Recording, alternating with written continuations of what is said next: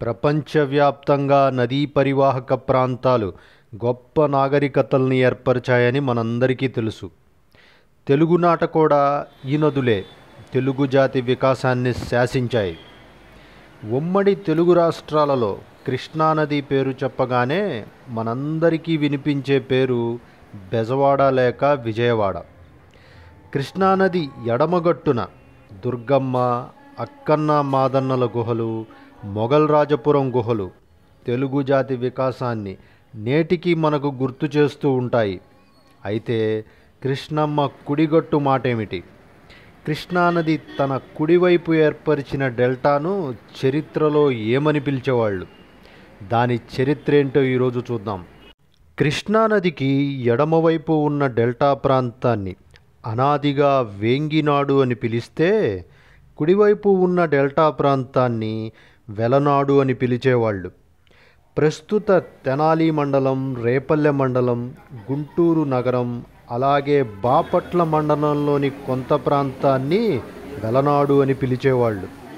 నేటికి 2200 సంవత్సరాల క్రితం వెలనాడు ప్రాంతం మిగిలిన ఆంధ్ర ప్రాంతాలతో పాటుగా మౌర్య చక్రవర్తి అయిన అశోకుని పాలన కింద ఉండేది. అప్పట్లో ఆంధ్ర ప్రాంతానికి చిన్న నాయకులుగా ఉన్న శాతవాహనులు ధాన్యకటకము లేక అమరావతిని రాజధానిగా చేసుకొని ఈ వెలనాటి ప్రాంతాన్ని పరిపాలిస్తూ ఉండేవాళ్ళు. ఈ శాతవాహనుల రాజ్యంలో రాజధాని అమరావతి నుంచి తూర్పు తీరానికి వెళ్ళే ప్రధాన మార్గం వెలనాడు గుండా వెళుతుండటంతో వెలనాడు ప్రాంతంలో విదేశీ ప్రయాణాలు, నౌకా వాణిజ్యం చాలా ఎక్కువగా జరుగుతుండేవి. ఈ నౌకా వాణిజ్యాన్నే ఆసరాగా చేసుకొని నేటి తెనాలి సమీపంలోని బట్టిప్రోలు గ్రామ ప్రాంతం పెద్ద నగరంగా ఎదిగింది. ఈ కాలంలోనే మౌర్య చక్రవర్తి అశోకుడు బుద్ధుని అవశేషాలను సేకరించి వాటిని చాలా భాగాలుగా చేసి పూర్తి ఆసియా ఖండంలోని వివిధ ప్రాంతాలకు పంపించి ఆ అవశేషాలపై స్తూపాలను నిర్మింపజేశాడు. ఇందులో భాగంగానే బుద్ధుని బొనికలకు సంబంధించిన అవశేషాలు వెలనాటి ఆర్థిక రాజధాని అయిన బట్టిప్రోలు చేరాయంటే ఆనాడు బట్టిప్రోలు ఏ స్థాయి నగరమో అర్థం చేసుకోవచ్చు. ఆనాడు ఈ వెలనాడు ప్రాంతం అమరావతి రాజధానిగా, బట్టిప్రోలు ఆర్థిక రాజధానిగా స్వర్ణయుగాన్ని చూసింది. అయితే అశోకుని మరణం తరువాత కళింగ చక్రవర్తి అయిన ఖారవేలుడు అశోకుడు కళింగ యుద్ధంలో చేసిన మారణహోమానికి ప్రతీకారంగా మౌర్య సామ్రాజ్యము, దాని సామంత రాజ్యాలపై దాడులు చేయటం మొదలుపెట్టాడు. దీంతో ఈ వెలనాటి స్వర్ణయుగానికి ఆఖరి రోజులొచ్చాయి. ఈ ఖారవేలుడు భువనేశ్వర్కి సమీపంలోని గుహల్లో వేయించిన హాతీగుంపా శాసనంలో కన్నబెండా నది మీద ఉన్న బెణాకటకము అనే నగరాన్ని హడలుగొట్టించానని, అలాగే ప్రతీపాలపురాన్ని గాడిద బళ్లతో దున్నించానని రాసుకున్నాడు.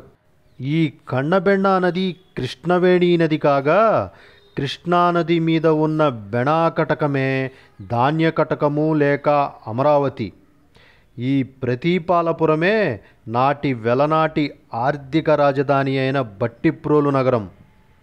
ఖారవేలుని ఈ దాడులు అప్పటి ఆంధ్ర ప్రాంత నగరాలైన ధాన్యకటకము, ప్రతీపాలపురాల్ని నాశనం చేసేశాయి. దీంతో ఆంధ్ర ప్రాంతంలో చిన్న పాలకులుగా రాజకీయాలు చేస్తున్న శాతవాహనులు నిదానంగా మహారాష్ట్ర వైపుగా విస్తరించి ప్రతిష్టానపురం లేదా పైతాన్ నగరాన్ని రాజధానిగా చేసుకుని తరువాతి కాలాలలో పూర్తి దక్షిణ భారతదేశానికి చక్రవర్తులయ్యారు.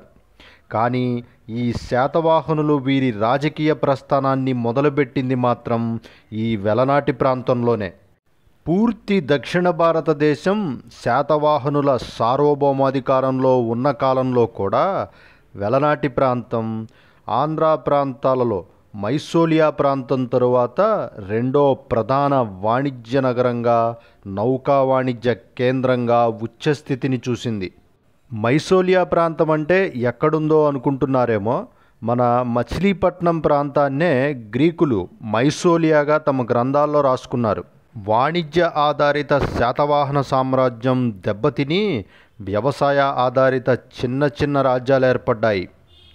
ఇక్ష్వాకులు, ఆనందగోత్రజులు, శాలంకాయనులు, విష్ణుకుండినులు, పల్లవులు ఇలా అనేక రాజవంశాలు సుమారు 800 సంవత్సరాలు ఆంధ్రదేశాన్ని పరిపాలించారు. ఈ రాజ్యాలన్నీ విదేశీ వాణిజ్యం కంటే వ్యవసాయానికే అధిక ప్రాధాన్యం ఇవ్వటంతో వీరి కాలంలో వెలనాడు ప్రాంతం ఆర్థికంగా దెబ్బతిని నామమాత్రంగా మిగిలింది.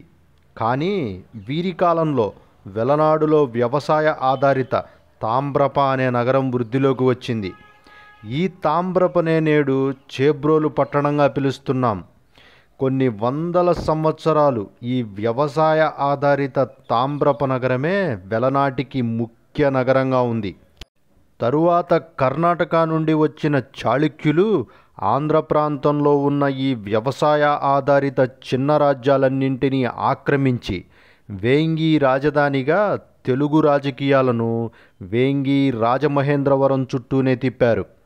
వీరి కాలంలో వెలనాటి ప్రాంతం పెద్దగా మార్పులకు లోను కానప్పటికీ ఈ చాళుక్యుల ప్రభావంతో ఎన్నో వైష్ణవ దేవాలయాలు వెలనాడులో వెలసి అధిక శాతం ప్రజలు వైష్ణవులుగా మారారు.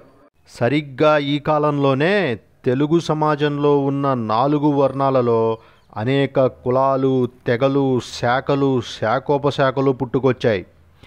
ఈ కులాలన్నింటిలో వెలమలు ఆర్థికంగా, రాజకీయంగా బలపడి వెలనాడుకి నాయకులుగా ఎదిగారు. ఈ ఎదుగుదల ఎంతలా ఉందంటే కృష్ణానది కుడి డెల్టా మొత్తాన్ని వీరి పేరు మీద వెలనాడు అని పిలిచేంతగా జరిగింది. ఈ వెలనాటి వెలమ నాయకులు వేంగి చాళుక్యులకు సామంతులుగా ఉంటూనే వీరి పొరుగునే ఉన్న శైవులైన చోళులతో స్నేహం చేస్తూ చోళుల విదేశీ వాణిజ్యం, నౌకాయానాన్ని అలవాటు చేసుకున్నారు. ఈ వెలనాటి ప్రభువులని చరిత్రలో వెలనాటి చోళులుగా పిలిచారంటేనే ఈ స్నేహం ఎంత బలంగా ఉండేదో అర్థం చేసుకోవచ్చు. ఇలా వెలనాటి చోళులు ప్రాభవం కోల్పోయిన విదేశీ వాణిజ్యాన్ని తిరిగి ప్రారంభించి నాటి ప్రతీపాలపురం లేక బట్టిప్రోలుకు సమీపంలోనే సందవోలు అనే స్థలదుర్గాన్ని నిర్మించుకుని వారి రాజధానిగా చేసుకున్నారు. ఈ నగరమే నేడు పొన్నూరుకి 12 కిలోమీటర్ల దూరంలో ఉన్న చందోలు గ్రామం.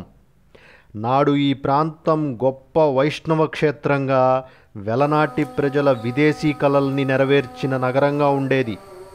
నేటికీ చందోలు గ్రామంలో అలనాటి కోటగోడల శిథిలాలను చూడొచ్చు.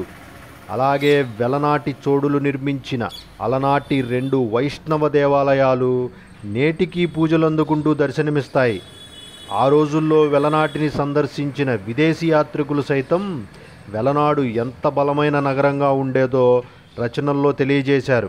శ్రీనాథుడు సైతం తను రచించిన పలనాటి వీర చరిత్రలో చందోలు నగర మార్కెట్లలో దొరకని వస్తువంటూ ఉండేది కాదు అని రాశాడంటే అప్పట్లో ఈ చందోలు గ్రామం ఏ స్థాయి నగరమో అర్థం చేసుకోవచ్చు. వెలనాటి ప్రాంతం చందోలు రాజధానిగా ఉచ్చస్థితిలో ఉన్న సమయంలోనే అప్పటి 2 గొప్ప సామ్రాజ్యాలైన చోళులు, చాళుక్యులు బలహీనపడ్డారు.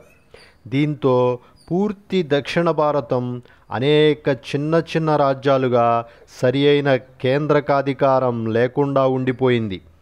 ఈ రోజుల్నే ఆంధ్రదేశ చరిత్రలో మాండలిక శకంగా పిలుస్తారు. వెలనాడు, వేంగినాడు, ఎరువనాడు, రేనాడు, పలనాడు, పొత్తపినాడు ఇలా అనేక ప్రాంతాల పాలకులు స్వతంత్రులయ్యి మాండలికులుగా పరిపాలించటం మొదలుపెట్టిన కాలమది. ఆంధ్రదేశంలోని ఈ మాండలికుల అందరిలో వెలనాడు పాలకులే అత్యంత బలవంతులుగా ఉన్న రోజులవి. దీంతో సహజంగానే వెలనాటి పాలకులు ఆంధ్రదేశ పాలకులవ్వాలని ఆశపడ్డారు. ఆశపడటమే కాదు, ఇరుగు పొరుగు రాజ్యాలతో వివాహ సంబంధాలు ఏర్పరచుకుని గట్టి ప్రయత్నాలే చేయసాగారు. ఇదే సమయంలో కర్ణాటక ప్రాంతంలో రాజకీయ, సామాజిక విప్లవం చెలరేగింది. ఈ రాజకీయ విప్లవానికి బిజ్జలదేవుడు నాయకుడిగా ఉంటే సామాజిక విప్లవానికి బసవేశ్వరుడు నాయకుడిగా ఉన్నాడు. సాంప్రదాయ బ్రాహ్మణ కుటుంబంలో పుట్టిన ఈ యువ బసవేశ్వరుని ప్రవచనాలు పూర్తి దక్షిణ భారతాన్ని ఉర్రూతలూగించాయి. దేహమే దేవాలయం, జీవుడే దేవుడు అని పలికే ఈ యువకుని ప్రవచనాలకు పూర్తి దక్షిణ భారతం దాసోహమైంది. ఈ బసవని ప్రజాదరణను అవకాశంగా తీసుకొని బిజ్జలదేవుడు బసవని అక్కను వివాహం చేసుకొని దక్షిణ భారత సార్వభౌమాధికారానికి ప్రయత్నాలు మొదలుపెట్టాడు. ఈ బసవేశ్వరుడి వీరశైవ ఉద్ధృతి ఆంధ్రదేశంలో కూడా చాలా బలంగా ఉండేది. ఆనాటి ఆంధ్రదేశంలోని ప్రధాన దేవాలయమైన ద్రాక్షారామ ప్రధాన అర్చకుడి కొడుకు మల్లికార్జున పండితారాధ్యుడు చిన్న వయస్సులోనే బసవేశ్వరుణ్ణి అనుసరిస్తూ వీరశైవాన్ని తీసుకున్నాడు. ఈ మల్లికార్జునుడే ఆంధ్రదేశంలో విస్తృతంగా పర్యటిస్తూ వీరశైవాన్ని ప్రచారం చేసేవాడు. ఈ వీరశైవ వ్యాప్తి స్వతహాగా వైష్ణవులైన మరియు ఆంధ్రదేశానికి సార్వభౌములవుదామనుకుంటున్న వెలనాటి ప్రభువులకి ఏమాత్రం నచ్చేది కాదు.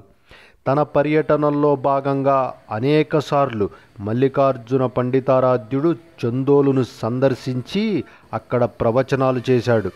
ఈ సందర్భాలలోనే మల్లికార్జునుడిని వెలనాటి రాజులు ఇబ్బందులకు గురి చేసేవాళ్ళు. వెలనాడులో పరిస్థితి ఇలా ఉంటే కర్ణాటక ప్రాంతానికి ఆంధ్ర ప్రాంతానికి సరిహద్దులో ఉన్న పలనాడు ప్రాంతంలో నేటి మధ్యప్రదేశ్లోని జబల్పూర్ ప్రాంతానికి చెందిన యువరాజు పలనాడుకి వలస వచ్చి గురజాల రాజధానిగా పలనాడుని పరిపాలించటం మొదలుపెట్టాడు. ఈతనినే అనుగురాజు అని పిలిచేవాళ్ళు. ఈతనికి తెలుగు రాదు. సరిహద్దు ప్రాంతమైన పలనాడుని కర్ణాటకలో కలపాలని బిజ్జలదేవుడు, వెలనాడులో భాగంగానే ఉంచాలని వెలనాటి ప్రభువులు తీవ్రంగా ప్రయత్నాలు చేసేవాళ్ళు. వెలనాటి ప్రభువైన గొంకరాజు తన కుమార్తె మైలమదేవిని అనుగురాజుతో వివాహం చేసి పలనాటిని సామంతరాజ్యంగా చేసుకున్నాడు. అంతేకాకుండా వెలనాటిలో మంచి పేరున్న మరియు వెలనాటి ప్రభువులకి నమ్మిన బంటు అయిన దొడ్డానాయుడిని వెలనాటి ప్రతినిధిగా పలనాడులో నియమించాడు. పరమ వైష్ణవుడు చెన్నకేశవస్వామి భక్తుడు అయిన ఈ దొడ్డానాయుడు పలనాడులో శైవుల కదలికలను ఎప్పటికప్పుడు చందోలు చేరవేస్తూ ఉండేవాడు. ఈ దొడ్డానాయుడు పలనాటిని కర్ణాటక రాజ్యంలో కలపకుండా కాపాడగలిగాడా? బిజ్జలదేవుడు, బసవేశ్వరుడు ఎందుకు అంత విషాదకర పరిస్థితుల్లో చనిపోయారు? పలనాటి యుద్ధం ఆంధ్రదేశ చరిత్రని ఎలా మార్చింది అనే ఆసక్తికరమైన విషయాలు నెక్స్ట్ వీడియోలో చూద్దాం. ఈ వీడియో కనుక మీకు నచ్చితే దయచేసి సబ్స్క్రైబ్ చేయండి, షేర్ చేయండి, లైక్ చేయండి, అలాగే కమెంట్ కూడా చేయండి. Thank you.